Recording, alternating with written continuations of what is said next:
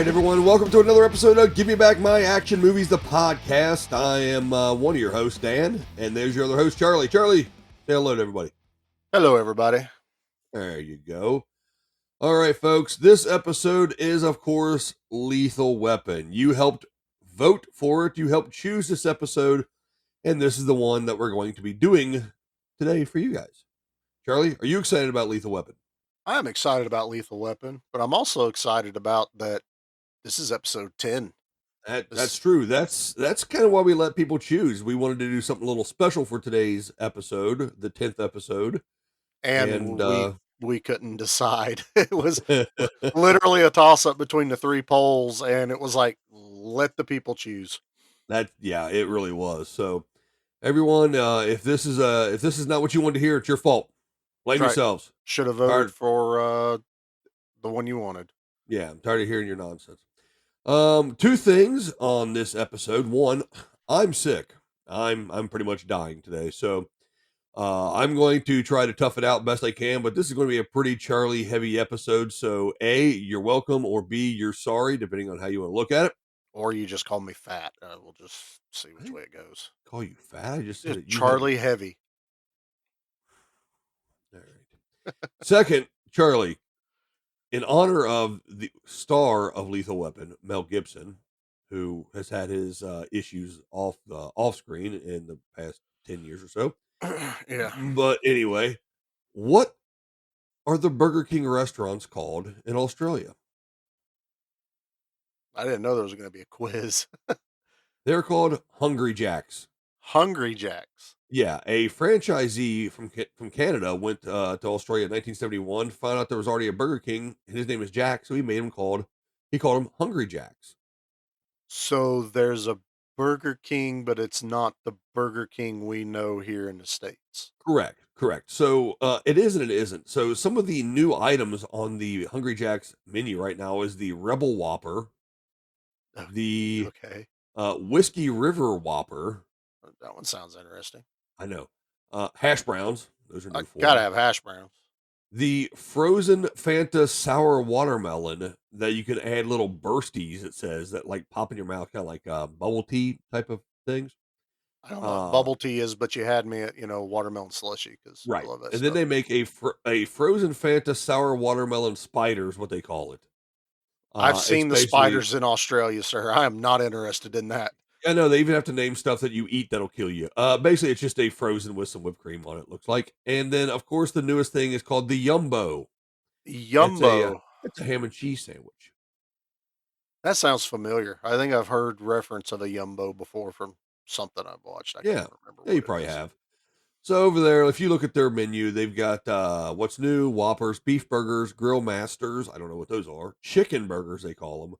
Wraps and vegan No, we sides and don't do that. snacks, breakfast, frozen drinks, desserts, cold drinks, hot drinks, all kinds of stuff over there.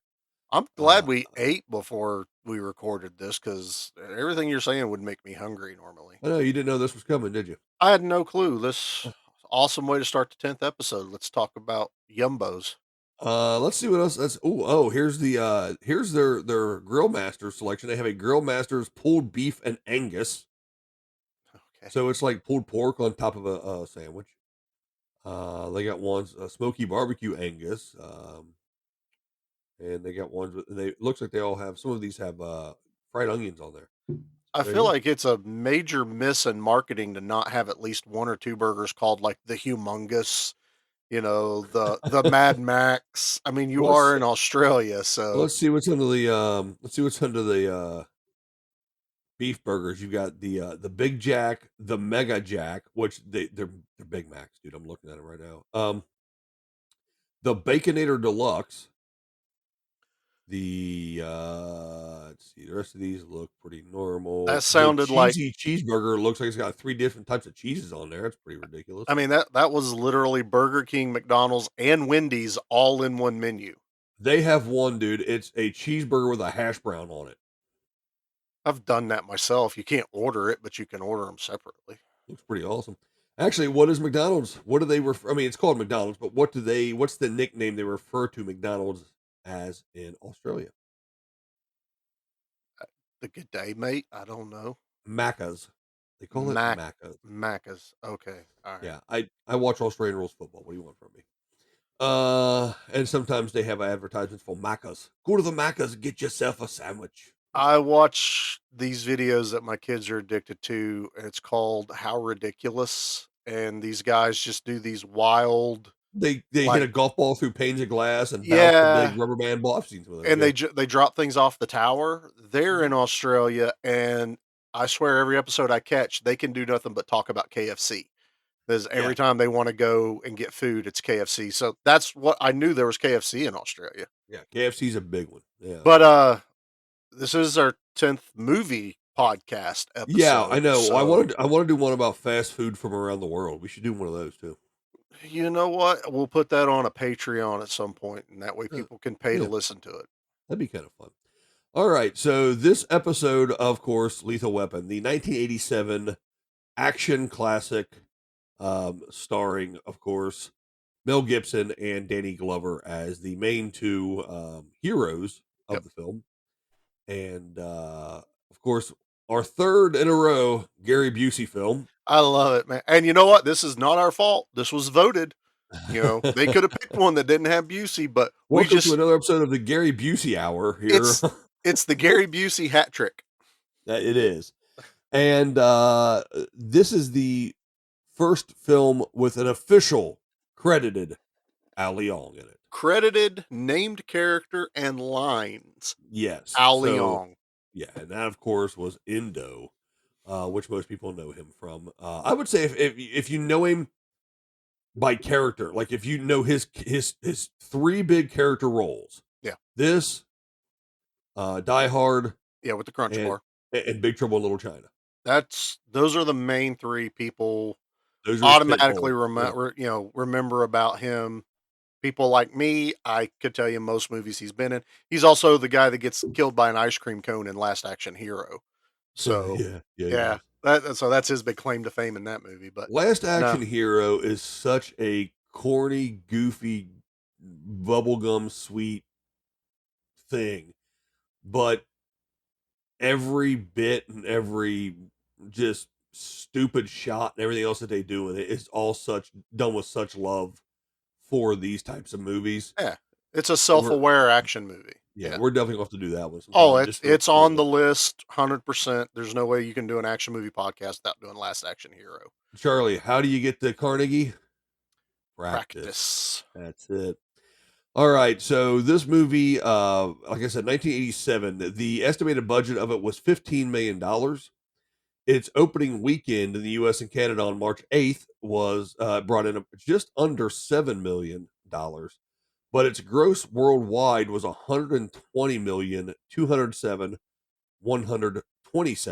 120,207,127,000. Yeah, this was a Of big course, hit.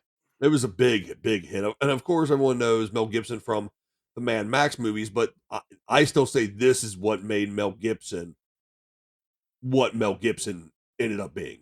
This This is that one. this brought him over to America, because Mad Max was actually imported from Australia. Hmm. Yeah. We didn't get Mad Max until Road Warrior. Oh So yeah. that's why it's called Road Warrior here, but Mad Max 2 in Australia because not enough people had seen the first Mad Max. So yeah, those who knew him from that, kind of had an idea of Mel Gibson, but this is just a really big first explosion of him in Hollywood. Well, Mad Max. I mean, he has one film credit before Mad Max, called Summer City. But Mad Max was, let's see, yeah, only his second film credit from 1979. So of course he did Attack Force Z. I remember seeing that. Mhm. Probably surprises you that I've seen that. And then of course Mad Max 2, and we got that over here. And like you said, that and then Thunderdome in 85, and then in 87 we get Lethal Weapon. Um, it launched at that point. Lethal Weapon 2, Burn on a Wire, Air America, Hamlet, all kinds of things at that point. Like I said, he exploded, and I mean, he went not just straight action. He did Oh There's an yeah. airplane movie, Forever Young. Forever That Young. Yeah. Well, Bird on a Wire was a comedy with. I mean, it had action that was elements in with it and stuff. Goldie Hawn, wasn't it? Bird Hmm. on a Yeah. Wire. Yep. Um, yeah. Like I said, other than what he has been found out to be known for now, in the Hmm. '80s and '90s, he was untouchable. I mean, that's a list Oh Hollywood yeah. star. I mean, later on to do Braveheart and, basically just yeah, he was doing his own movies, so, writing his own checks. Oh Um, yeah. He did whatever he wanted to at but, that point. his own personal thing aside, he is way up there on the action hero list and, still one of my favorites because of Mad Max. Obviously, I love those movies. All the Lethal Weapons, 1 through 4. There's not really a bad one in, the sequence of those movies. I do think I like the second one better. But the first one is so good. But the second one just was slicker. The Joe Pesci character being added in there to be the comic relief was really good. But again, like I said, I watched this not yesterday, the day before, and texted you. I was like, man, this is still really enjoyable to watch.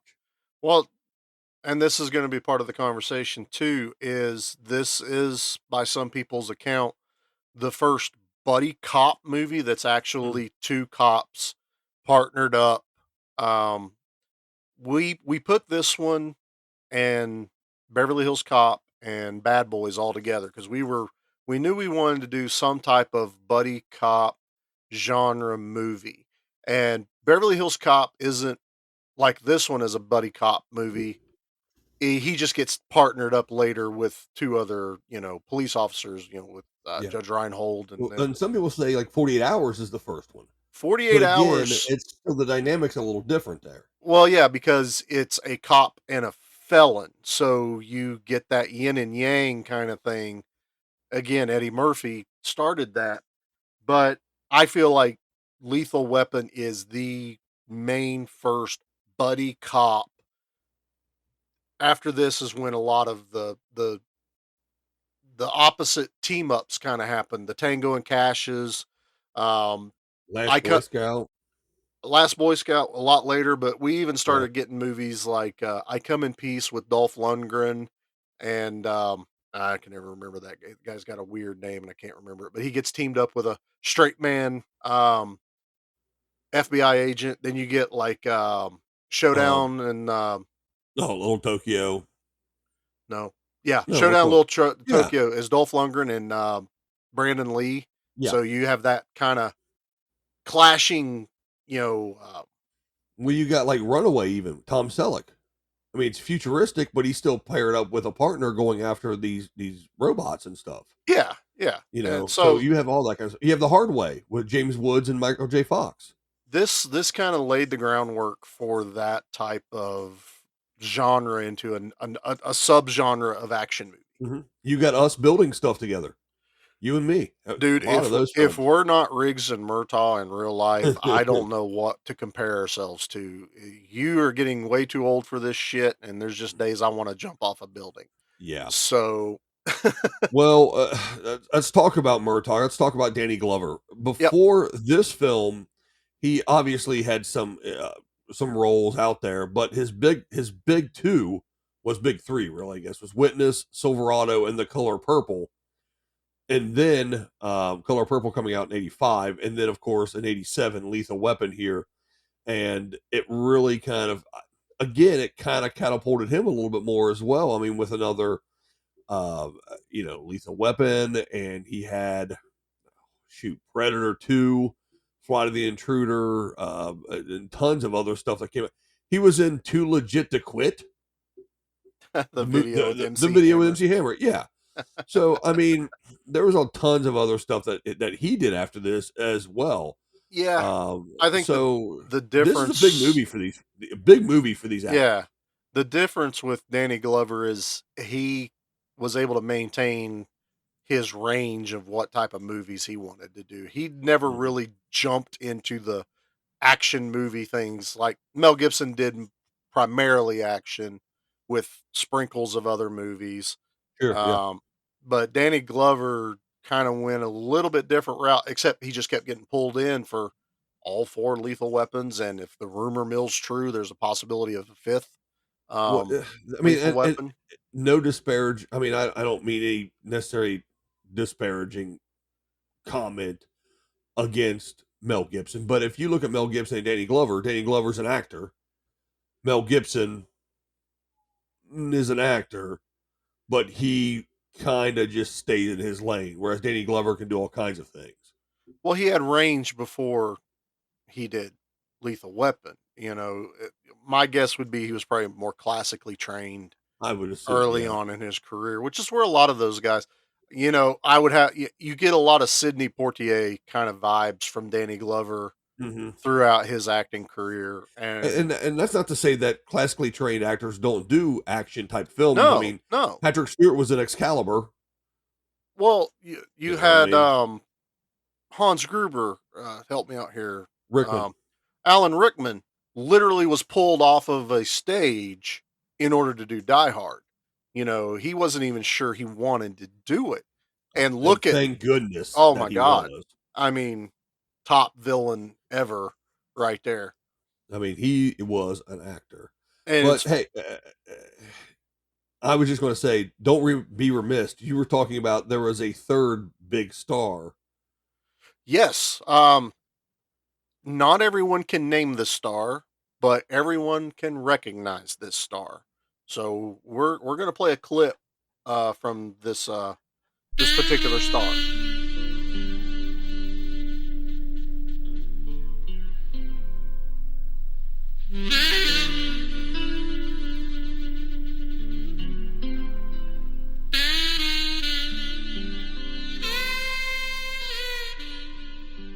It's that Murtaugh saxophone. Man, that saxophone is, it's not Lethal Weapon without that in the backing track of And this movie. that was Kamen, who did a lot of the action movie kind of soundtracks, Yeah. and um, Eric Clapton Yeah, I was gonna bring up did a the lot of fact work. that Eric Clapton did a lot of work, which I think he does a lot of stuff with Richard Donner, which is the director of this, Hmm. and that's how they're tied in there. But it's not Lethal Weapon without that saxophone. I mean, it carries through all four movies. It's as iconic as "I'm Too Old for This Shit" or when they do the 1, 2, 3. Do we go on 3 or do we go after One, 3? two, then three. Yeah, Let your then ass go, 3. cheese. Yeah. And funny fact on that, which since we're talking about it, is that is said in every of them, all of the movies, but in the first one, it's not said by Riggs and Murtaugh. Okay. It is the police group that are singing the carols Oh, that's right. in the Carolyn. precinct, and they do the 1, 2, 3, and the guy starts singing way too early, and they go, "No, after 3, we don't go on 3." So, for whatever reason, they either thought that was hilarious and they just gave it to Riggs and Murtaugh to carry out through the rest of the, series. It's their version of I've got a bad feeling about this. It is. You mentioned Richard Donner, the director of this film. Obviously, a lot of people know that name. Yeah. Some of the big stuff, some of the highlights, was The Omen, Superman, the Christopher Reeve version, Mhm. uh, Superman 2, and then he also did a different cut of that. Yeah. It's called the Um, Donner Cut. It's what yeah. it's actually called. The movie The Toy with Richard Pryor It's a and good movie. I like The Toy. Jackie Gleason, Yep. Lady Hawk, That's a great movie. Goonies, Who which who who can't who can't love the Goonies? one of my all-time favorites. Yeah. The Goonies are good enough Cindy Lauper music videos, part one and two, Yep. which I showed my oldest son the other day. He got a kick out because Roddy Piper was in there. He recognized, of course, and then Lethal Weapon, and then Scrooged. Yep. And Scrooged is one of my top three probably favorite um, Christmas time holiday movies. Love that one. He did all the Lethal Weapon movies. Actually, he Yep. did Maverick, which again had Mel Mel Gibson. Gibson and had Danny Glover in it for a second. That's right. He did It was cameo in that, didn't he? Yeah, he was a bank robber. He did Assassins and a couple other things there at the Lethal Weapon 4 and a couple other things. So Most of his Richard Donner, big career name. yeah, most of his career has been pretty much hits, you know, I'm sure Yeah, there might be 1 or 2 in there, I don't know, but he's done okay for himself. and we'll just go ahead and get this out of the way since you talked about Scrooge being your 3rd favorite. This is Mhm. also a movie I watch every Christmas. I Yes, this consider takes place Lethal during Weapon Christmas. Yep. not just takes place, has Christmas themes, and it's constantly brought up.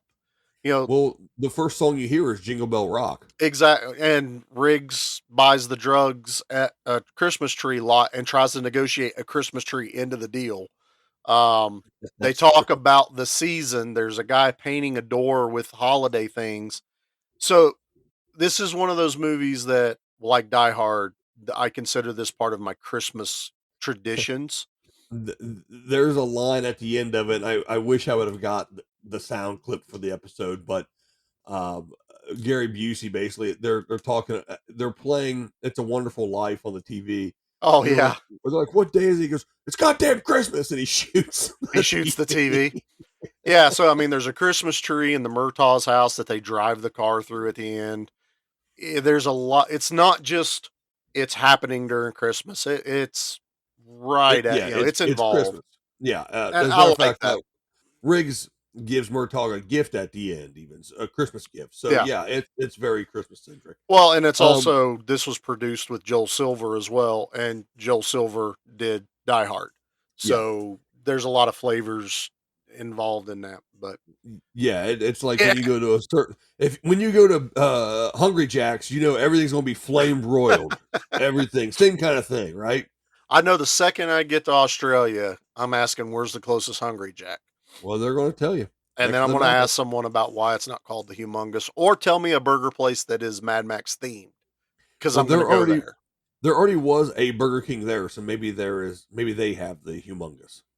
I know they have a Mad Max museum. I follow it on Facebook, and Oh, that's cool. they have a lot of the cars from the movies, and they went and finally salvaged the Interceptor that gets wrecked um, in Mad Max Road Warrior.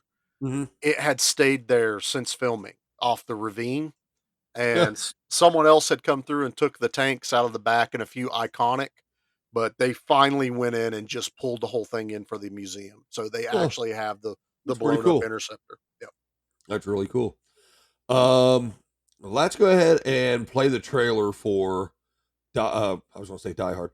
Let's play the trailer for Lethal Weapon real quick here, and stick with us. Here, play this trailer. Wait. By the way, this trailer is one of the most '80s iconic, '80s sounding trailers I have heard in a long time. That's what The makes it awesome. music in the background, it's here. He's a criminal's worst nightmare. A cop who enjoys the danger. No guns, no jujitsu, just bring him down. Do you really want to jump? Well, then that's fine with me. Come on. Wait, what do you mean? Wait a minute. What the? He was ready to retire. Now, he's gonna wish he had. Gun! Raj, meet your new partner. New partner. Too old for this. If these guys can just stand each other, What you got in there? Boy Smith. A lot of old timers carry those. the bad guys don't stand a chance. Don't kill anybody. Don't tell anybody. I'm too old for this. Are you as good as you say you are? Nobody can touch me. Suppose we better register you as a lethal weapon. You ever met anybody you didn't kill? Well, I haven't killed you yet.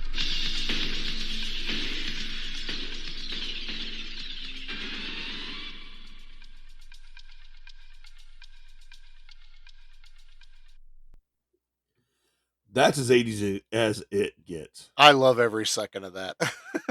Uh, that throws me back to sitting on the couch, watching television. This was before we even had cable, and usually those kind of trailers didn't play till, like, after 8 o'clock. They had that kinda standard of, they don't play these things when the kids are up, and seeing these, like, movie trailers, I was like, "What is this, 87?" So I'm 7 years old, and you're just like, "This was awesome.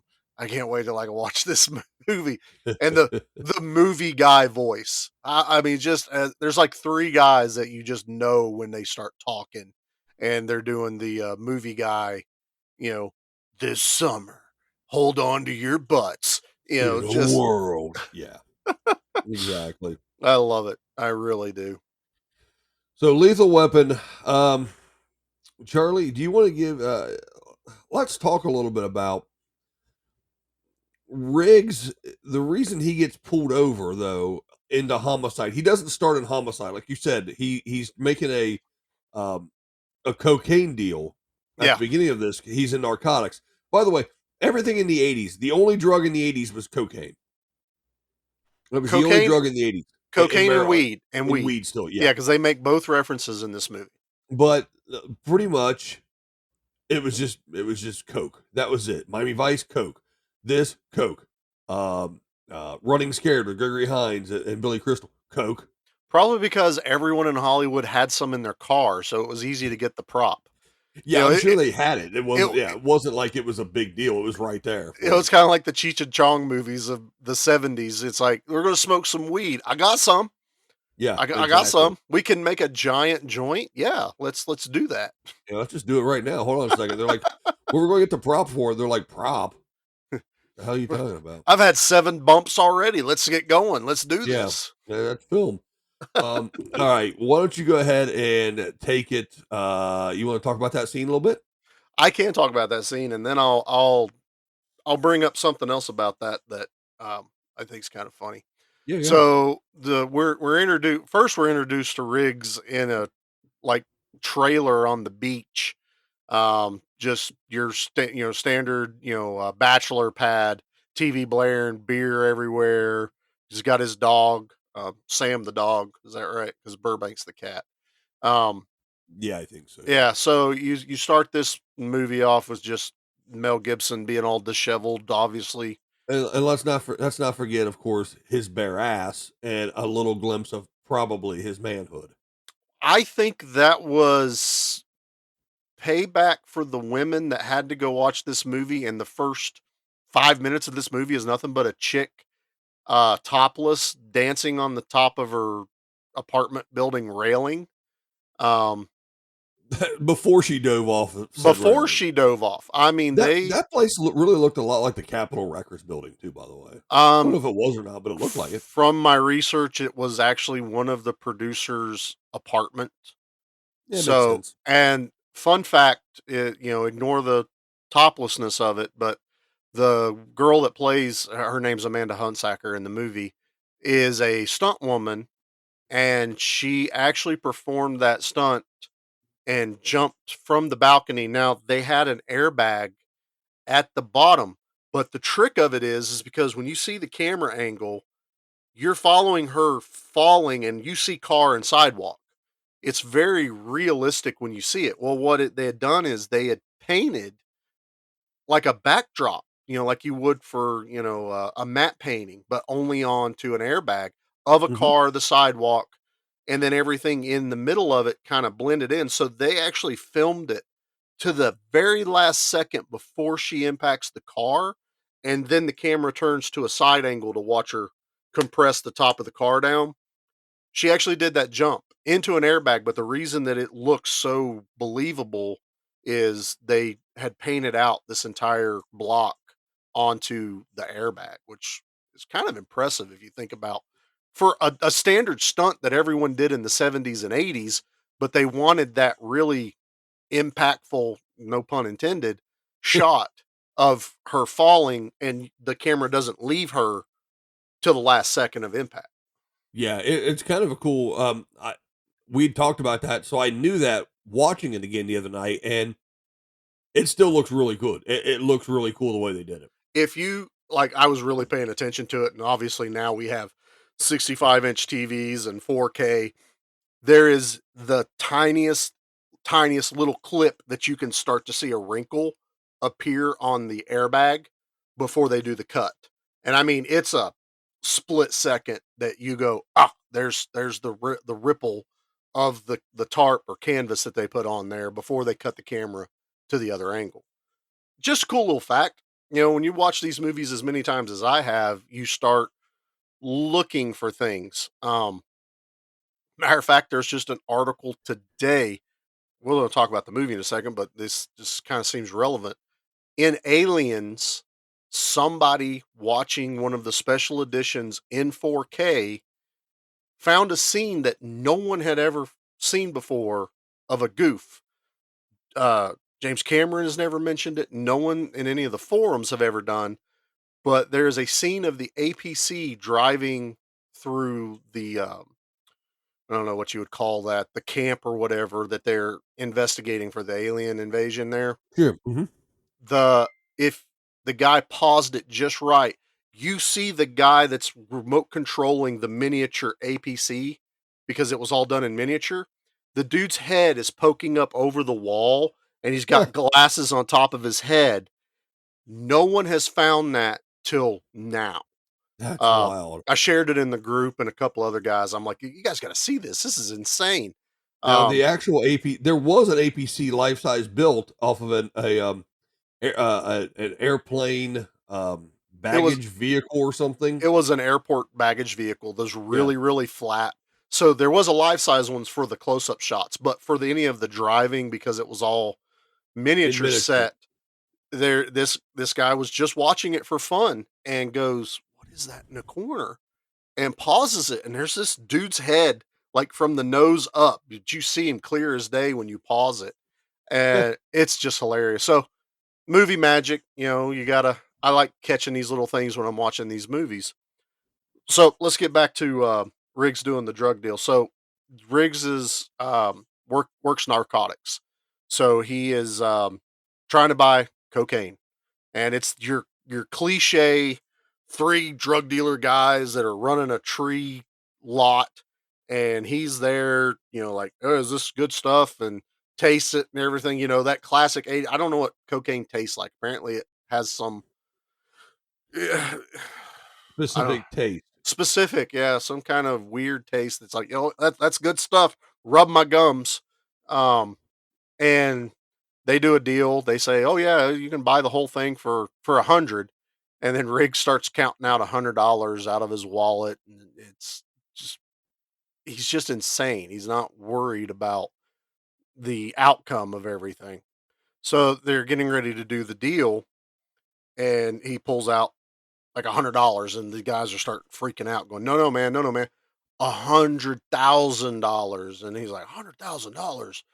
I don't have that, but let me tell you what. How about I give you this? And he pulls out a police badge, and I take you guys all in to the arrested.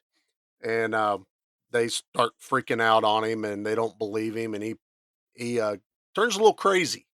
Now that's a real badge. I'm a real cop, and this is a real fucking gun. Yeah, so they're like accusing him of being like fake or something, like he's trying to pull what over on him. And then your 80s cliche is gunfire. There's a guy hiding in the trailer of trees with a shotgun ready to pounce. Um he kills that guy, two others, and then chases the other guy. The guy he's He, chasing he, get he go actually ahead. only wounds the other because he's on the ground going, my leg. And he's like, where's your Oh, buddy? that's right. Yeah. Yeah. Yeah, that's right. And then the guy that got away kind of catches him off guard and holds a gun to him. And Riggs just starts going, "Shoot me, shoot him." Tell another cop, "Shoot him. Don't just do it. Shoot him now. Shoot him now." Just losing his mind, and then the guy gets distracted enough that Riggs, pulls that jujitsu thing that he does in the movie, and just loses his shit on this guy. Like you see it in his eye. Mel Gibson can play a crazy dude. Like he is crazy now that we know, but he Yeah. could play a crazy dude back then. Well, Uh, there's another scene later on in this movie, and the reason we find out because he's in the trailer by himself. The reason he's kind of nuts, um, he was in Vietnam and he was a sniper and all this other stuff. But one of the reasons we find out that he is nuts is because his wife of what they say 11 years, I Yeah, it's think, like 11, I think is what it is. was just recently killed in a car accident. Yep.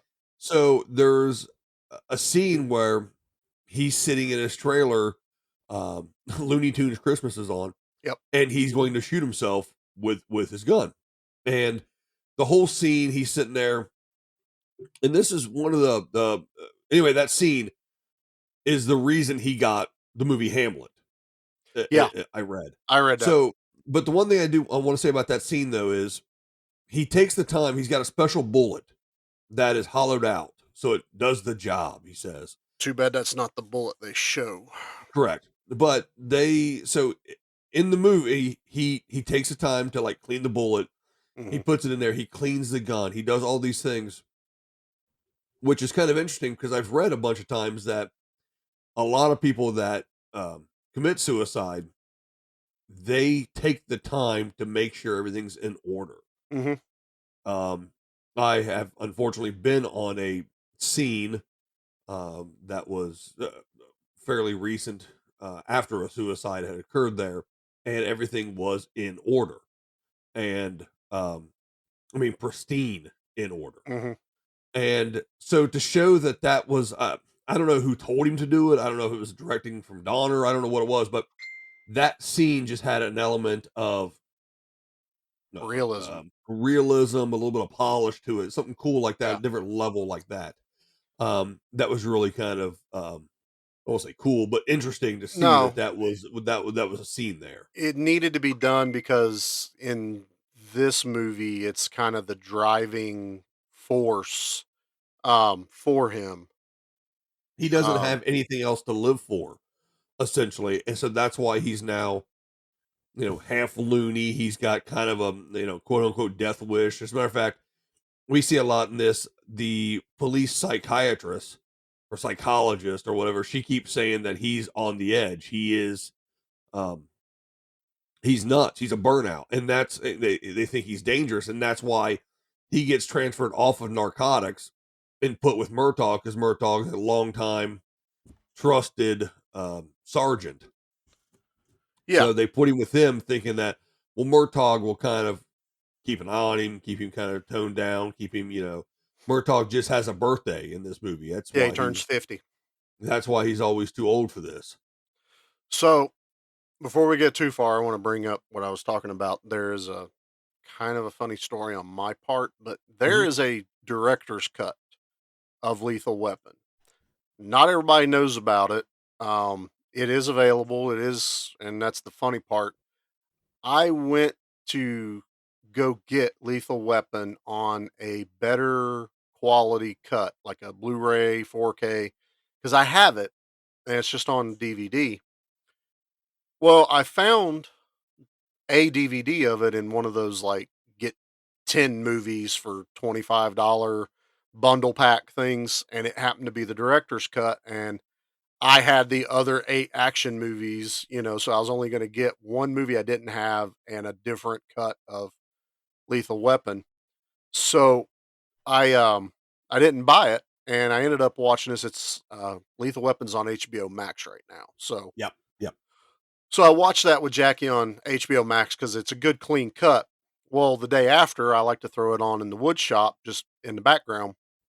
Turns out I already owned the director's cut. Had no idea that the cut I had was the director's. And there's a whole beginning segment with Riggs before the drug deal that he deals with a playground sniper.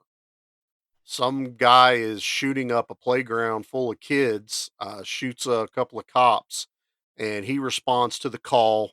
And you get this kind of mood of him like he shows up, they kind of know him. He goes, "What's going on?" "I was a sniper." He goes, "How far is SWAT out?" And they go, "Well, 15, 20 minutes, but we got guys down." And he goes, "Okay," and turns around to walk away from the scene and leave. Well, a cop is running down the stairs and is carrying a kid. The kid had been shot and walks past Riggs, and the kid's kind of crying out, and Riggs sees it. and he just stops. He just like, you see it in his eyes, like, damn it. Turns around and goes, "Hey, is this guy a good shot?" "What do you mean?" He goes, "Is he firing like indiscriminately? Is it single shot? Is it semi-auto?" They're like, "Well, he's semi-auto. He seems like he knows what he's shooting at, but he hasn't hit everyone." So Riggs takes his coat off, pulls his 9mm out, and starts walking towards this playground. This guy's up in a high point of a building, piece of metal in front of him, and he's just firing off at all the cops. And Riggs just walks straight up. No, like hiding or anything. Just walks up, looks up at the opening. He goes, hey, sniper guy, let's talk." And the guy just unloads on his direction, but he hits him on the ground all around Riggs. Riggs doesn't move. He's like a statue. Pulls his gun up and unloads every round in the gun into this guy. Blah, blah, blah, blah, blah, blah, blah, blah. Guy's dead. Looks up at it, turns around, walks off, grabs his coat from the guy, and just leaves the crime scene. So that was cut because Donner didn't really think it felt right starting Riggs off with that. They wanted that more manic from the drug deal scene to be what you're introduced to him as. But man, Well, watching that scene though, it makes a lot of sense though, because later on they end up him and Murtaugh ends up on a jumper, and he goes to talk to the psychiatrist is a while out, so he goes, "I want to go talk to him." He's like, "Have you done this before?" He goes, "Yeah, I've done this before." He goes, yeah, "Then you're nominated." Makes sense. That's what he's done before. there they did really good about not direct like plot holes that you're like, why did they say that or why did they do that? You just assume he's dealt with it before, like Murtaugh did. Yeah. But seeing that scene in there, now the director's cut just added, really just extended a few other scenes. The fight between him and Joshua at the end is a little bit longer. There was actually a whole different ending that I'll go into as we get towards the end of it. But the director's cut, really, other than that particular scene, at the beginning with the sniper. And I guess after I've seen the original Lethal Weapon countless times, it was still kind of worked watching that newer scene, especially where I'm like, I didn't know I had the director's cut, which means I probably haven't even stuck that DVD in the player since I bought it. Oh yeah, Um, probably. Yeah. well, you know how I am. I have movies I haven't even watched yet. I have movies that I have 4 different versions of Total Recall because I You bought you that 4K version the other day. you have movies that no one should have had to have watched. So I'm sure you have movies I that don't know you what you're haven't talking seen. about. Um, when he gets to the jumper, it's a kind of an important scene. He goes to the jumper to control the jump, get him down or whatever, Yeah. and he ends up handcuffing himself to the jumper. And you have another scene of him there. The crazy comes out. Yeah, yeah. Um, yeah, I'll play this real quick. Do you really want to jump? Do you want to? Well, then that's fine with me. Come on, let's do it, asshole. Yeah. Okay, so he grabs the guy and he jumps and lands in an airbag. Yep. And the guy's freaking out. He's laughing about it. And Yeah, he goes, that's "Let's when, go again." yeah, I let's go love again. that line. So Murtaugh grabs him. They go into a storefront and they start talking like, Not "You're talking. really nuts." Murtaugh gives him up the Loses it. freaking road. He Yeah. loses his shit on him. And he's like, "You're really crazy. You're going to kill yourself." And Then tells him to do it. yeah, Gives him his yeah. gun. And that's another pretty powerful scene is when Murtaugh, because in Murtaugh's mind, it's either he's crazy because he's wanting to get a check or he's just really crazy. They make that whole thing about why no one wants to work with him. Is either I'm crazy because I'm on the draw or I'm really crazy and I'm going to get somebody killed. Well, Murtaugh's just like tired of it. And he goes, "Look, if you're going to kill yourself, just do it now." Hands him his 6-shooter because he carries a 6-shooter. Riggs carries, the Glock, Beretta. Yeah. the Beretta. And they argue about where the bullet should go. So he goes to put it up against his head and he goes, "No, no, don't put it there. Might go through your ear or something." And he puts it up under his chin and he goes, yeah, I'm going to blow the top of my brain out. That's what I'm going to do. And this intensity from the two of them as he's pulling the trigger, and Murtaugh's just like, he's not stopping. He's not stopping. And he literally does pull the trigger, and Murtaugh throws his hand in the middle, in the way of the hammer, and Yep. pinches his hand. And he's like, you really are crazy. You're not trying to collect a check. Yeah. You're nuts. Which is also one of my other favorite lines right after that is where Riggs just goes, I'm hungry. Yeah. I'm And going to he get just some goes, breakfast. yeah, but he had just had a chili dog, so I don't understand. He's Uh, he's eating in this movie a lot. he does. He's always eating Yeah. something in this movie. So that's one of those scenes where there's a lot of realization between the two characters now. And Murtaugh's like, all right, this guy's not faking it. Right. There's a scene in the movie before that happens when they're first getting to know each other. Like you said, Riggs is talking to him. He's like, okay, he goes, everyone thinks that I'm crazy and which means I'm effed. Yeah. Or they think that I'm just faking it and no one wants to work with me and I'm effed. And Murtaugh goes, well, I guess we both be effed then, kind of thing. He goes, Hey. I don't want to work with you. Yeah. So he gets in the car, and this is this Murtaugh says something to him, and Riggs says something back, and it's really the microcosm of kind of how Riggs feels at this point. God hates me, that's what it is. Hate him back. It works for me. And that just really kind of tells you, like, that's how he feels right now because of losing his wife and everything. He doesn't care anymore. No, he's not afraid of death. He's not afraid of dying. He's reckless only really when it involves him. And when it has to be done that way. Yeah. The jumper, you don't see the airbag till after the jump. So you're, as the audience, you're like, did they just jump off the building? What's going on?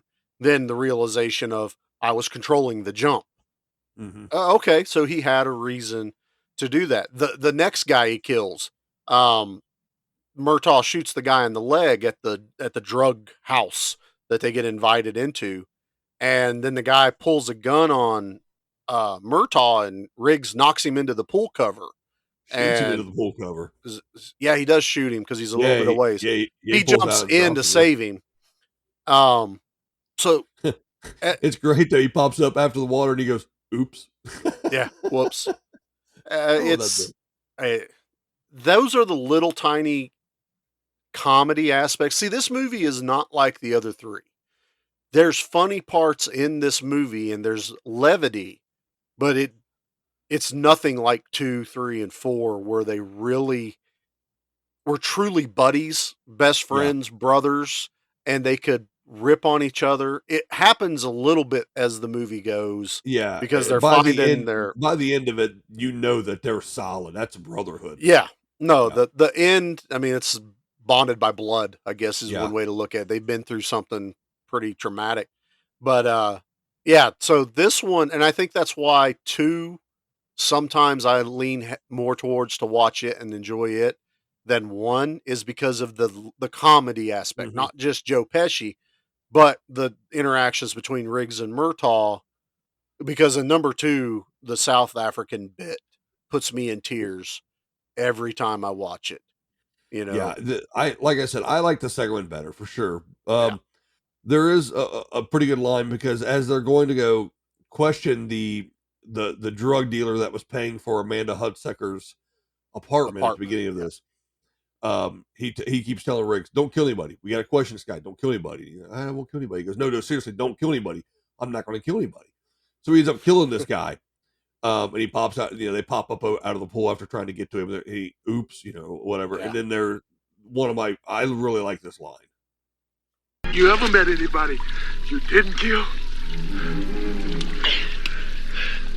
Well, I haven't killed you yet. Yeah.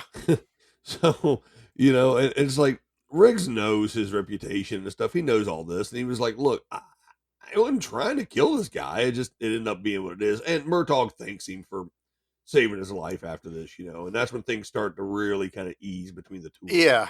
Well, and then Murtaugh kind of starts seeing, he opens up, or Riggs opens up a little bit about what he did in Nam, and Hmm. that the fact he's a really good killer. He realized that's what he was good at a young age. Yeah. Um, before we get too far, there's a whole nother plot with Amanda Hussacker, where she dies at the beginning. Her dad's involved with these drug runners that are ex-military. It's pretty much Um, the plot of the whole thing. It's why they're it, together. Yeah. I guess, yeah, There, you could say it's the plot. I look at the plot as the bond of Murtaugh and yeah. Riggs. Well, I mean, the You know, reason the case that Murtaugh is the working is case. We'll because, say case. yeah, it's because she's dead, and it was His friend. homicide, Yeah. but it's because his friend. So that's the case they're working the entire run of this. Yeah, they're treating it like a murder, and his friend reached out to him before she had died, and he didn't get back with him, and so they're going about it as, the dad says she's in porn and all this other stuff. Well, as it comes through that was actually the dad and his dealings with these drug runners and dealers is what got her killed, because he was gonna, you know, squeal, on them, Yeah, yeah. and So he then was they've gonna, realized they're fighting against like ex special forces yeah, merch, people that are yeah. bringing in all this heroin and cocaine and stuff. Which that's where we get Gary Busey, Yeah, no, Mr. Joshua. Mr. Joshua. And Busey even says this is the movie that kind of relit his career, was doing Lethal Weapon. Um, One of they my want favorites is still DC Cab. DC Cat's funny, but it's not an action. Well, there's some action in it. People get kidnapped. They have to go rescue them and stuff. There's a whole car Yeah, chase. I mean there's that kind of stuff, but Wait, I he love was, DC Cab. There's a flamethrower in DC Cab. but his career was actually on the decline before um, Mr. Lethal T's in Weapon. DC Cab. I know Mr. T's in DC. I am well aware of DC Cat. This is the One of the second Baldwins. episode you get to talk about DC Cap. Well, Um, good and movie. one of the Baldwins is in Predator 2 with Gary Busey. That's true. See, it's all connected. Every bit of it's connected. The Just like circle of life. we were talking about Gary Busey, and then it just made me want to watch Predator 2 because Murtaugh, Busey. Because like, oh, it's just I gotta watch that now. I But believe there's also a Baldwin in the action classic Backdraft. I still don't know if I consider that an action classic. And Jason Gedrick. Jason Gedrick's in Backdraft too. Yes, From Jason Iron Eagle. Kendrick is in Backdraft, a classic movie. Yes. Featuring Missionary, action stars like Jason Gedrick. some actors that are in it. And Donald Sutherland. He was in Kelly's Heroes action movie. I like Donald Sutherland. Yeah. De Niro. Donald Sutherland looks like he's been 80 years old for 50 years. I know. So see, if you think about it, Backdraft had Kurt Russell action movie, Sutherland action movie, De Niro action movie, Just because uh, they're actors in other action movies does Gedrick, not make Backdraft an action Jason movie. Gedrick action movie. So see, it really brought together a whole cast of action movie icons to make this big action movie. So did Tu Wong Fu, Thanks for Everything, Julie Newmar, but that's not an action movie. There's some action in there. There's some action in there. John Leguizamo, Patrick Wesley Swayze, Wesley Wesley Snipes. Snipes. So I could play that game too, sir. Well, hey, that's fine. Tu Wong Fu is now an action movie. Charlie just said so. That's not what I said. Anyway, so we got Gary Busey. He's Mr. Joshua. He's kind of like the main henchman to um, the general, which he has a name in the movie. But even when me and Dan were first talking about it, I went, "Oh yeah, that guy. Doesn't he play like a general?" And that's how he's listed in IMDb, as the general. He's got. They say his name, and I can't remember what it is. Yeah, it's General. I don't know, General McAllister. That's what it is. General McAllister. McAllister. So they say his name like twice. Yeah. But Gary Busey's kind of like your main visual of the bad guy. You know, he's the Yeah, one. he's the main bad guy, really. Yeah. He's the sniper that kills Murtaugh's friend when he's finally divulging all this information. So he's in the helicopter shooting. He's supposedly the one that sets the bomb at the prostitute's house when they Dixie. go Yep. to go to Yep. question her, and that's a He's the fun. he the final fight scene is between him and Riggs. Yeah, because they're both mercenaries. Riggs knows the general because he knows one of the Shadow Company. Shadow Company, which Yeah. I completely forgot to even bring this up. We went into Donner. This is a Shane Black movie. This is written by the godfather of action, Shane Black. Um, this is probably the one that put him on the map to get recognized as action movie scripts. And this originally started out before it was Lethal Weapon, was a movie called Shadow Company, was going to be a action zombie comedy movie. I'm interested. I want to see that movie. Yeah, Um, I'm interested in that. Yeah. sold, sir, sold. I want to see that. Matter of It fact, sounds kind of like a short-lived conceptual comic book about the zombie squad that goes out and hunts zombies. yeah, I was thinking more along the lines. I haven't watched it yet. Me and Jackie have been trying to watch it for over a week, but Army of the Dead that's on Netflix right now. Okay, so I want to watch it, but I hear there's an issue with dead pixels in the movie itself. Really? Yeah, people have watched it and they said that they thought that there was dead pixels on their TV or whatever. Come to find out, it's something they don't really know what happened. They didn't see it during editing. They didn't see it during initial screenings. It's something with the way it was uploaded to Netflix and the way it comes across I hadn't on heard that. your device. Something about dead pixels. So I haven't watched it yet. I kind of want to see it, but yeah, I don't know what the deal is either with it. Jackie turned it on. Anthony was still up getting ready for bed, and from what I understand, the first like 3 minutes of the movie is pretty graphic, um, sexually. So she stopped it, Man, and Batista getting your groove on. and I also know that they like digitally removed somebody from the movie. Like Wait. Do you mean to tell me the beginning of that movie is Drax's Ding Dong? I don't know if it was Batista. Oh Um, god, I may not want to I watch didn't that know movie. she started the movie because I was matter of fact, it was when I was listening to the raw cut of our last episode. So I was listening to it, not paying attention to the television, and she stops it all of a sudden. I'm like, what are you doing? She goes, well, I had on, that movie we wanted to watch. I'm like, I can't pay attention to it. I'm doing something. And she's like, I had to stop it anyway because Anthony doesn't need to see that. And I'm like, I have no idea what's going on. But I've heard through the grapevine it's something sexually part of the Something beginning. ween oriented. More than likely. Yeah. But anyway, I did hear that they digitally removed an entire character, the Chris Hmm. D'Elia character, the Oh, comedian, okay. Yeah, yeah. and put someone else in his place. So I was kind Okay. of curious to see that. But Yeah, anyway, that worked out. Yeah. so Shane Black wrote Lethal Weapon, and in Shane Black fashion, the original cut was dark. Like, you think the whole part of Riggs trying to shoot himself and everything is dark. According to everyone that read the script and even Shane Black, it was darker than what we got, as far as the Riggs character. Like, I even think that he kills Riggs at the end of it. Um, so they had some rewrites. There's another credited at the screenwriter that helped, but this is a Shane Black action movie, and I'll always bring him up because he did the Predator, he did Lethal Weapon, he did Cobra. Cobra, he did so many action movies. Wasn't it the Monster Squad or something like that we've read that he did? I don't remember off the top of my head. But I I'm a would be Shane surprised. Black fan, so I would not be surprised. wanted to bring that up.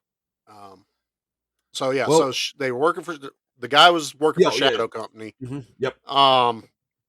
And so that's what is driving the rest of the movie is they end up kidnapping Murtaugh's daughter. And well, after they shoot Riggs, so they think Riggs is dead. He's really not wearing a bulletproof vest.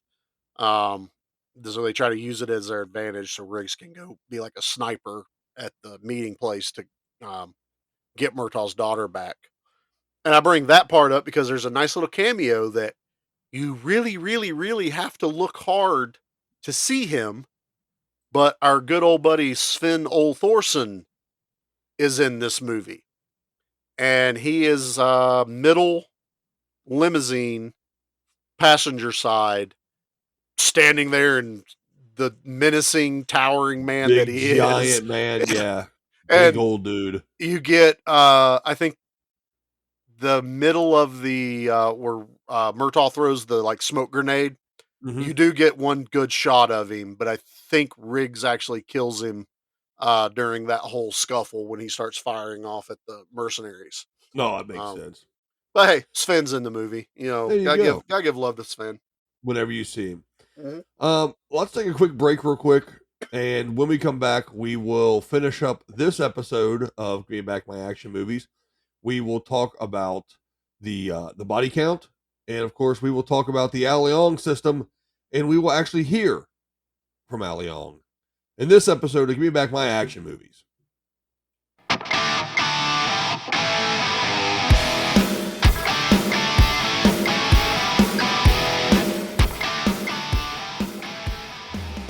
Hey everyone, me again. I just wanted to let you know real quick that I also co-host another podcast, a weekly podcast called the Noka News Network. I'm Ricky. I also co-host the Noka News Network podcast with you, Dan. I know you snuck in here on this one, didn't you? Yes, I did. Everyone, we appreciate everybody listening to Give Me Back My Action Movies, obviously. But if you'd like to listen to news that no one cares about, then check us out at Noka News Network. Ricky, where can they find us? We're on Spotify. We're on Apple Music. Or iTunes podcasts. Whatever works. it's called. However that works. And you can check us out on Facebook as well. And you can always email us over at newsroom@nokanews.com. And check us out over there. We're having a good time, Ricky. That's true. We're posting the podcast to our YouTube channel too. So if you'd rather watch it that way, it's over there. Just search Noka News Network. And enjoy the news that no one cares about. It's a good time. I promise.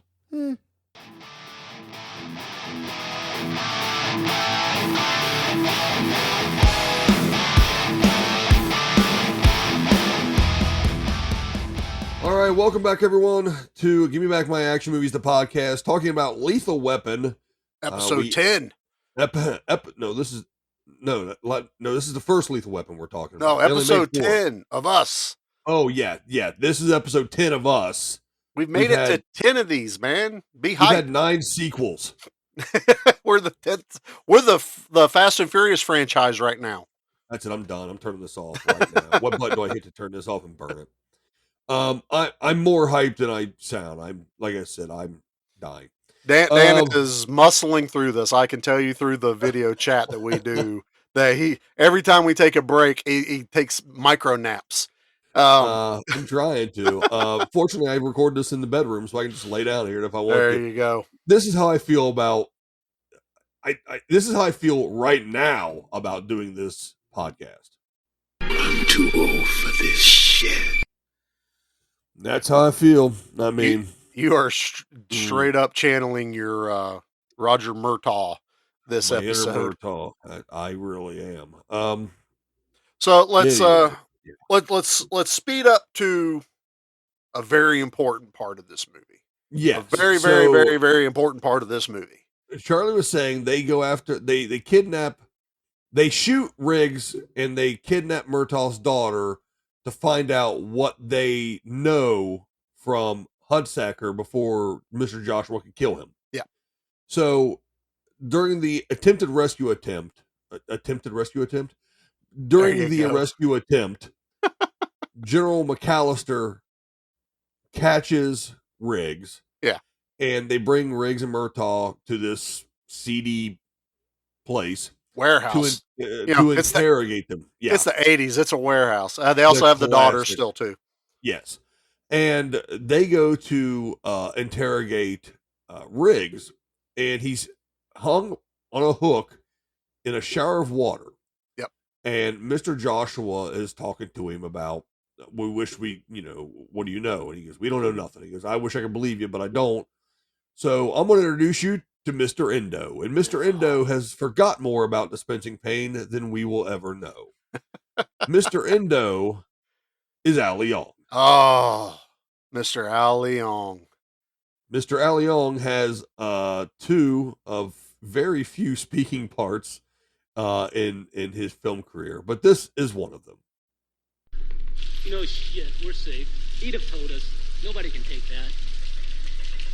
Fine. Badass soldier, huh? Yeah, so they've worked over Riggs. So he's using Electric a shock. sponge, Yeah. jumper cables, and it's not a car battery. My guess is they're using a car battery charger. It looks, it's like a car battery or a boat battery or something to that extent. Yeah, so it's on a dolly. I always say that because Dad made one for jump starting all the vehicles we have floating around. There are many. And I also know that if you touch the positive and negative of a jumper cable attached to a battery, it doesn't do anything to you. So my guess is it's like ran to a battery charger to get that extra amperage that he's charging through Riggs. And I got to give credit to Gary Busey in this scene because, Riggs is hanging by a chain and Endo is Al Leong's character is actually named in this. I love that his name is Endo. And he's like pushing these things onto him and you hear the shocking. Well, he gets swinging and Gary Busey pushes him back towards Endo and there's a moment that he's pushing and Endo touches Riggs and Gary Busey pulls his hand back as if he got shot too. And I'm like, watching it again, I'm just like, that's actually really cool that he didn't just play it off like he's pushing back and forth. He made it seem like it's such a charge that he felt it coming through his body and he reacts to it. Yep. I'm like, that's pretty cool. That's some good like method acting kind of stuff right there. Yeah, it is. That was pretty cool. And then obviously when they think they have finished off pretty much Riggs, he's still alive, but they've worked him over so much and he hasn't divulged anything.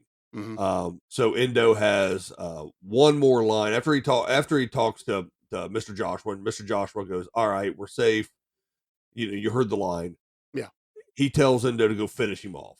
So this is Endo and Endo's sad end. Sorry, pal. Say goodnight.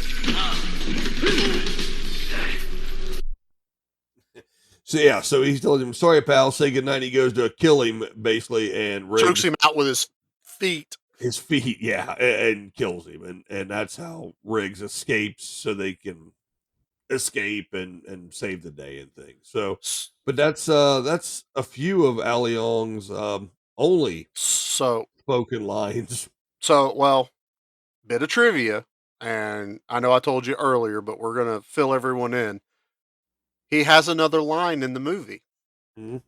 And I didn't know it, and IMDb doesn't list it, and a lot of people don't know it unless you have watched Henchman, the Al Leong story, which is the biography of Al Leong's career in movies, where he divulges. There's a scene where we first get introduced to Mr. Joshua, the general. They're orchestrating a drug deal.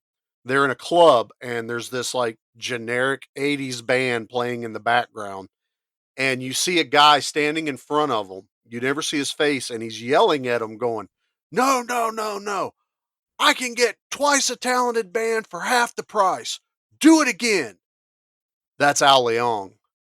And he tells everybody about that in his interview during Henchman, the Al Leong story. He goes, yeah, that's actually me yelling at him. It makes sense because no one really knew his voice. So it's like they got anyone to do that bit. So it makes sense. I mean, hell.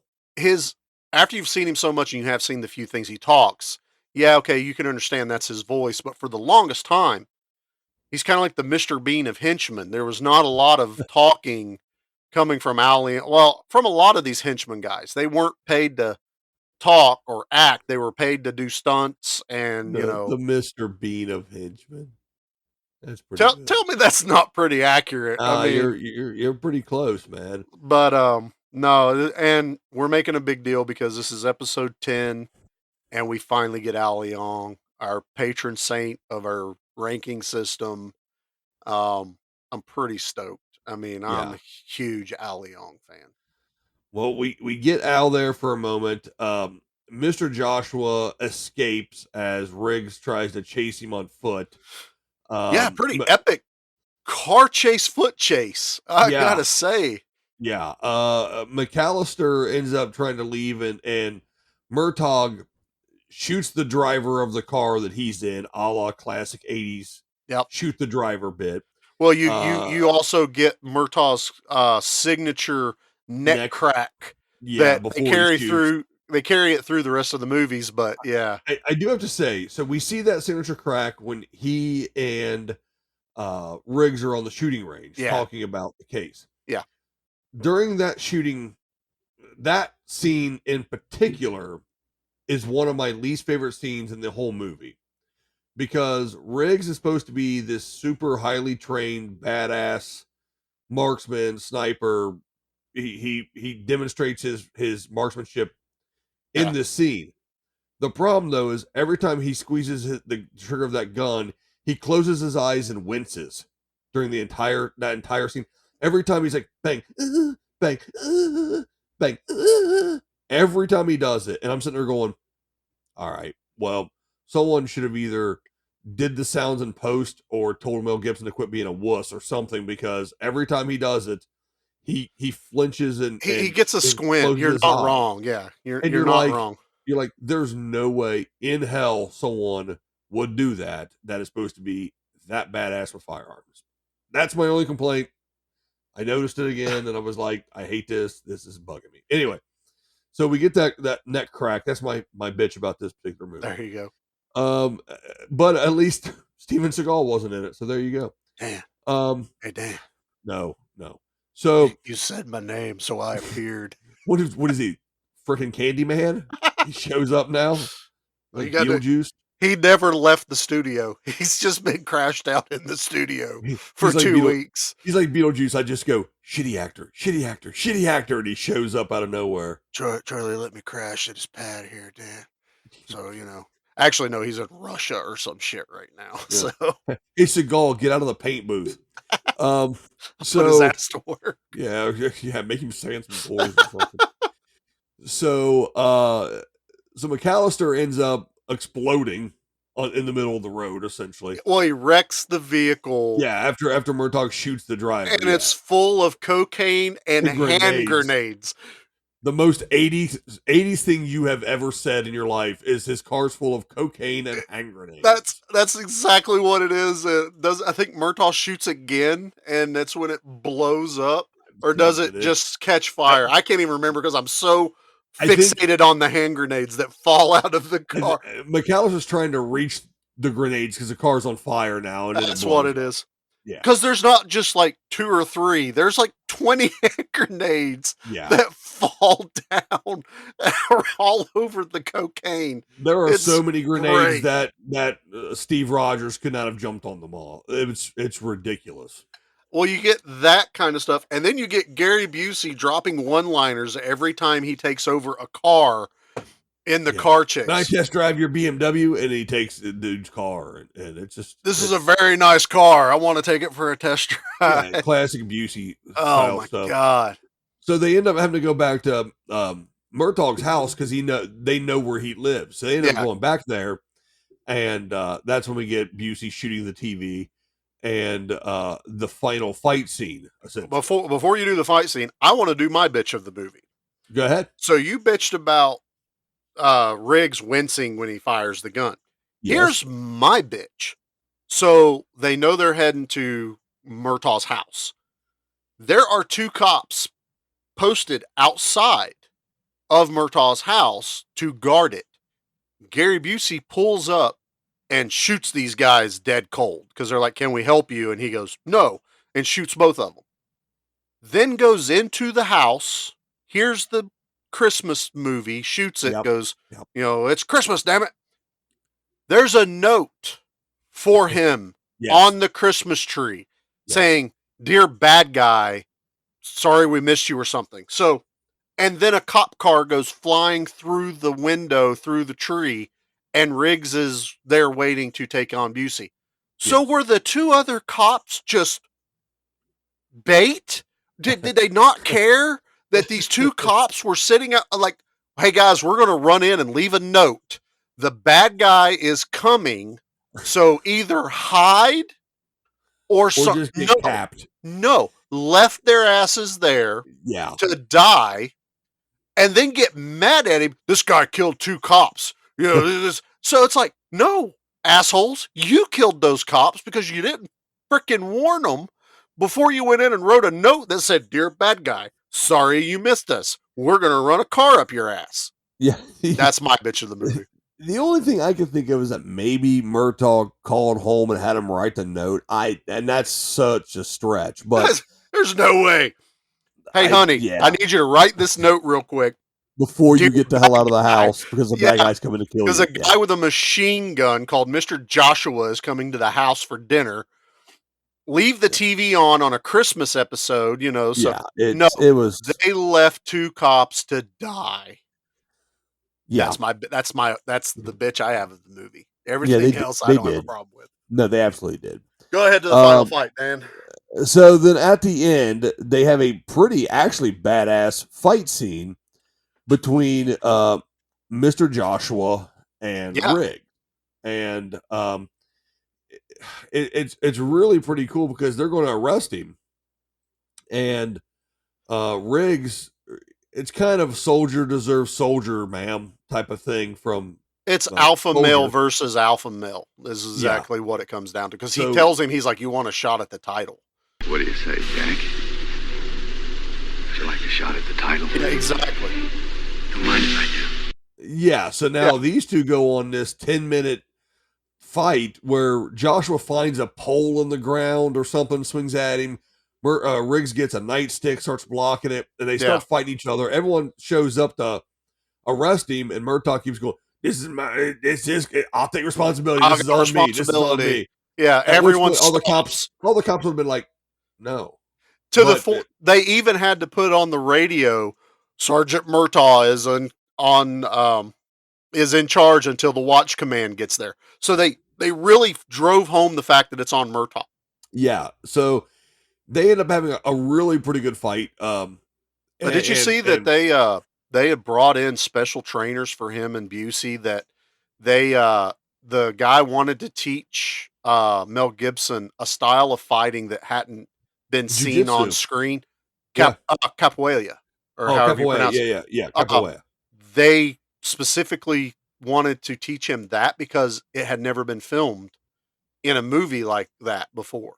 So Yeah, they I mean, wanted to give him this like air of special forces, learned everything to kill. in the middle in that fight, you see elements of jiu-jitsu, capoeira, Kali, and Wang Chun. There's There's like 3 5 or or 4 6 different martial arts. Yeah, it looks really legit and pretty believable. It's watching it again, I'm thinking to myself, like, this is one of my probably top 5 favorite fight scenes in an action movie. This is actually just under They Live, the brawl. That's still my favorite fight. That's number 1. I don't care what anyone says. That movie is number 1 on screen fight. Yeah, absolutely. So he beats Joshua. He leaves him alone. He was going to kill him, and he had him, and he was going to snap his neck. And he finally goes, "You're not worth it," and just kicks him off. And you can see at that point, finally, Riggs has finally kind of flipped the switch and transformed to, I don't know, quote unquote normal. He's not like, because before, like Charlie said, every time he would be in a situation, you'd see him just twitching, and he wants to kill him. He wants to kill him, and and this time he finally does it because he realizes like he's got other things. What this scene showed was a flip of character, Yeah. So Riggs lets him live the whole time the fight's going. Murtaugh is agging him on. Yeah, Kill him, Rig! Kill it! Snap his neck! Yep. Snap his neck! I mean, Murtaugh is like, I don't care. He went after my family. Kill him.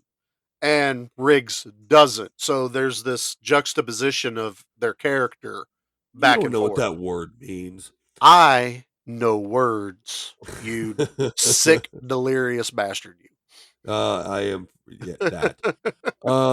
So Joshua, though, as the cops are going to go cuff him, he pulls one of their service revolvers, and as he goes to aim it at Riggs and Murtaugh, they both clear their weapons and kill him at that point. Yeah. Both deliver shots So into him.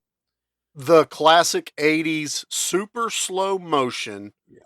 You know Joel Silver's involved with this because it's almost the same shot for shot as the bad guy at the end of Die Hard when he comes running out of the building and Carl Wilson shoots him. It's super slow motion.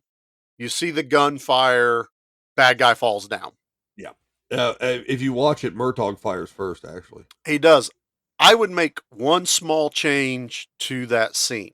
And actually there's an alternate ending, but I'll do that in a second. So my change is throughout the movie, they kind of are agging on each other a little bit. Then they start talking about each other's guns, where Riggs makes the comment about the 6-shooter. Oh, a lot of old timers carry that. And Murtaugh is looking at Riggs's gun, describing it. Oh yeah, 15, in the clip, one in the pipe, all this stuff.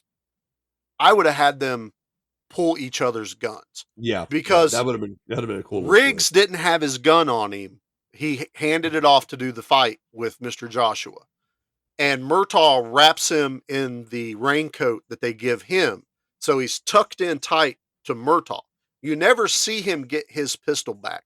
So he pulls it like out of his belt. Yeah, so you can infer that maybe Murtaugh has it, but it would have made more sense that Riggs had pulled out the 6-shooter, which he would have had more access to. And at the same time, Murtaugh had Riggs's pistol. Yeah, and that would have been cool. It doesn't change anything about the movie, but just visually, I think that would have been an awesome little ending. Twist. Yeah, that they not only did they switch character slightly, they were then firing each other's preferred weapon. What a twist! But the deleted scene that I don't even know if it was actually filmed, but it was written, and Donner wanted to change it up because it was too dark. Was Riggs puts his thumbs through Joshua's eyeballs and kills him that way. So he gets him in one of those like headlocks at the end of a fight, and then just pushes his thumbs into both of his eyes and kills him. And Donner didn't want it. I guess Donner wanted to do the whole thing of the character change for Riggs. Well, we saw that we get to see that as a kill later on in Game of Thrones, so it's okay. Hey Dan, I also did that to Tommy Lee Jones in Under Siege. I just want to point that out right now. Get back in there and sand. I'm not paying you till you get it done. Okay, I'm sorry about that. I'll be over here working. God, I hate him. So that essentially is Die Hard. You did it again, dude. I see pink elephants in the room. That is Lethal Weapon, everyone. That's awesome. I can't. Eventually, we're going to do Die Hard. I'm going to talk about Lethal Weapon the entire time. We have to now. It's just part of the bit. All right, so that's Lethal Weapon, everyone. That is an hour and a half of us talking about Lethal Weapon, Australian Burger King, and Steven Seagal showing up and being an asshole. Well, I'll make this worthwhile. Mel Gibson was offered the part of John McClane in Die Hard, and Bruce Willis was offered the role of Riggs in Lethal Weapon, and they both turned those roles down and did the opposite. So there you go. I don't feel so bad. I fixed it, sir. I fixed it. Why don't you go ahead and fix the rest of this train wreck and bring us home with the body count? Yeah.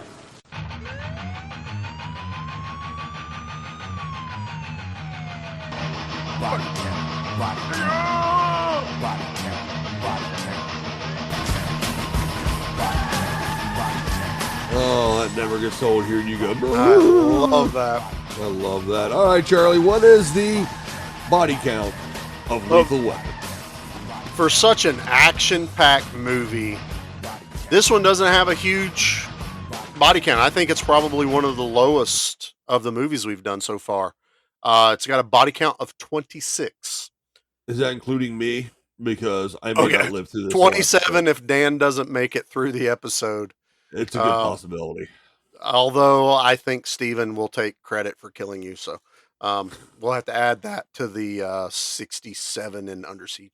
But no, 26. The only little tidbits I have is 17 of those was by Riggs. Yeah, sounds right. Yeah, sure. 4 is Murtaugh, and Mr. Joshua killed 2 people, which were the 2 cops that someone could have warned and saved, but didn't. Incorrect, sir. He also killed Michael Hunsaker. You're right. He did kill Michael Hunsaker because he fired it from the gun. The chopper. So there are 3 on-screen kills and 1 inferred that he killed the Dixie, the prostitute with the yeah, so bomb. 74 technically, yes. Technically, because there was a lot of mercs, so who knows who actually set the bomb. But anyway, it could have been Al. It could have been Al. So the total body count for this episode is 26.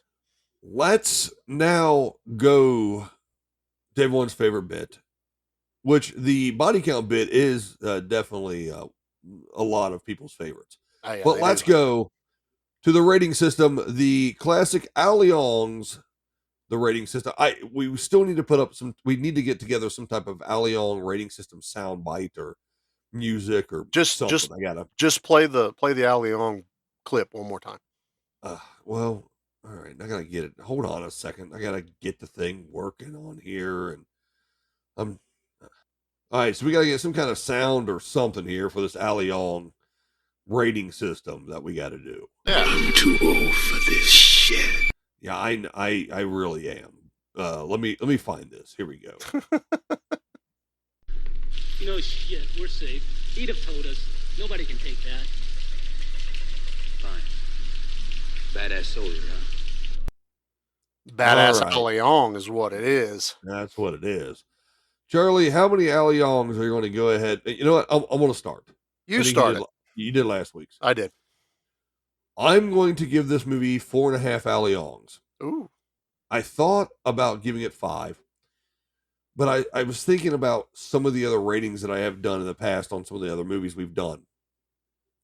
As much as I like this movie, I like Soldier better, and I rated Soldier 4.5 Allianz. So based on that, I'm going to go with 4.5 Allianz on this one. There's not a whole lot to bitch about. Mel Gibson's I'm Crazy Mel is a little over the top in places on this. The flinching, shooting the gun bit is kind of stupid. But beyond that, everything else is pretty damn good. So I'm going to give it 4.5 Allianz.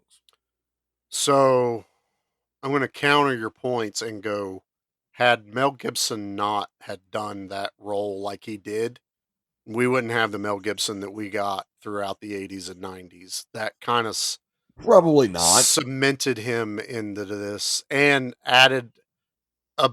made it more enjoyable to watch the rest of them, because number 2 is not as jovial as the other 2 movies, because you still get that intense, especially when they kill his girlfriend and he loses his shit. So I have no problem with how Mel Gibson did this. My only complaint is they let 2 cops die for no reason. But 10th episode, Lethal Weapon, first appearance of Allianz. I'm going all in. This is going to be the first 5 Allianz movie that I rate.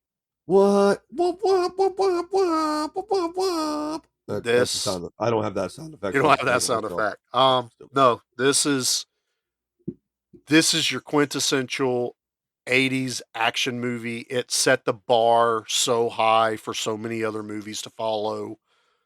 It really did. You're not wrong, but it comes to me. It came down to there's a couple other movies that are in my head that I would rate 5s. and I like them a little bit better than this. Not to say that it couldn't be a 5 as well if I liked it as much as, but I don't like it quite as much as these other two that are off the top of my head that I'm giving 5s to. I So think that's why I bumped it to 4.5. I because could we're even say 4 3/4. I could say 4 3/4 Allianz. I think because we're going with a 5 rating system. Now, say we were going with 10, I might say 9.5 or 9 on this, but this movie doesn't misfire at all for me. It hits the nail on the head. It's my favorite screenwriter. It's a fantastic director with Richard Donner. Casting is perfect. It's got Gary Busey again. It as Al Leong, it has everything I could ever want. I watch it every year at Christmas and a few times in between. This is wholeheartedly a 5 Al Leong movie, and like I've said before, there are other 5 Al Leong movies, and we're gonna talk about them. If I took every 5 Al Leong movie, I could put them in an order of I would watch this one before this one or this one and this one. I could do that, but on my rating scale of does this movie give me everything I can ask out of an action movie? Yes, across the board for Lethal Weapon. Well, there you go, folks. What's your take? How do you rate this? After listening to this episode and suffering through my very bad voice, please let us know how you feel in the action movie group. Get in the group. Let us know what you think. How would you have rated it as far as your Allianz go in this movie? I mean, I want to know what you guys think. And I mean, this one You picked it. You tell us. This one did win whole-handedly against the other 2 movies. Yeah, about twice as much. Yeah, twice as Yeah, many it was votes. like 18-10, and Yeah. Beverly Hills Cop and Bad Boys was dead even. Yep. So and the next episode is going to be Suburban Commando. So there you go. That's hilarious because I was just talking to Mark about Suburban Commando a few days ago. It's actually in the group chat. There was some joke we were making, and I used the Suburban Commando gif because he said it, and I thought it was hilarious. At least Segal's not in that one. Damn. So Get back in there and sand. That guy, man. You guy's an ass.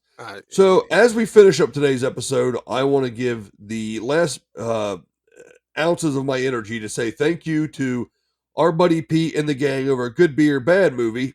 Check those guys out. Good Beer Bad Movie Night podcast. Pete, there is a night in there. I forgot. I won't forget your night. We want to say thanks to Poster Smash. You can check out their Instagram feed. And of course, we have to say a big thank you to Sludgecast, one of our good buddies over there. Check those guys out. If you haven't yet, then turn ours off, go check theirs out, and then come back. We'll wait. It's fine. You can always check us out on Instagram and, of course, the Facebook page and group. That is really where all the conversation goes. Yep. And you can send us an email at gmbmampod@gmail.com. Also, we want to give a quick thank you to Mountain Empire Comics in Johnson City, Tennessee, Bristol, Tennessee. Thanks, Diane. Thanks, Rob, for everything you guys have ever done for us. Make sure you subscribe, like, share, comment. Do what you got to do to get more foos listening to the show. Yep. Charlie, I'm about white, buddy. What else you got? I've got one thing. I will be appearing on the Jacked Up Movie Review Show. Towards the end of June, we're doing a Linda Hamilton episode. And then again in July, we're doing a Scott Adkins episode. So I will be guest appearing on that show. There you go. So check out Charlie on his other ventures when you see him. Charlie's going to be kind of like that wacky 80s sitcom Next Door Neighbor. He just shows up, says some stuff, and goes on. You see him every few episodes. It's kind of cool. Yeah, because no one locked their doors in the 80s. Yeah, exactly. All right, Charlie, you got anything else to add about Lethal Weapon, buddy? What did the one shepherd say to the other shepherd, Dan? Let's get the flock out of here. Exactly. Hey, I'm going to go drink a bottle of NyQuil. I'll see you tomorrow. We'll be back. I knew you'd say that.